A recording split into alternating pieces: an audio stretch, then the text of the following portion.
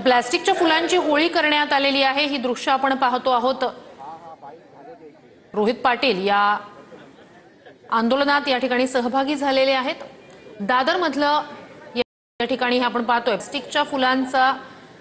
प्लास्टिकच्या फुलांची या ठिकाणी होळी करण्यात आली आहे। नुकताच जो निर्णय झालेला आहे त्यानंतर फुल उत्पादकांना मोठा दिलासा आणि आता दादरमध्ये प्लास्टिकच्या फुलांची होळी करण्यात आली। त्या ठिकाणी रोहित पाटील सहभागी झालेले होते।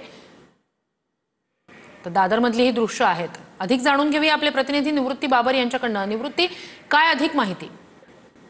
नक्कीच श्रुती, आपण पाहतोय की कृत्रिम प्लास्टिकच्या फुलांवरती बंदी आणल्यानंतर दादरमधील फुल मार्केट व्यावसायिकांकडून जल्लोष केला जातोय आणि त्यांच्या वतीनं त्या ठिकाणी जी प्लास्टिकची फुलं आहेत ती फुलं जाळून त्यांची होळी जी आहे ती केली जाते। आपण जर पाहायला गेलं तर काल मंत्री भरत गोगावले यांनी या प्लास्टिकच्या फुलांवर बंदी असल्याची घोषणा जी आहे ती सभागृहामध्ये केली होती आणि त्यानंतर संपूर्ण राज्यात या शेतकऱ्यांकडून आणि विशेषतः जे फुल व्यापारी आहेत त्यांच्याकडून ठिकठिकाणी जल्लोष व्यक्त करण्यात आला। आपण जर पाहायला गेलं तर ह्या प्लास्टिकच्या फुलांमुळे लोकांचं त्याचसोबतच जे फुले विकतात त्यांचं आरोग्य जे आहे ते धोक्यात असल्याचं विधान भवनामध्ये अनेक नक्कीच।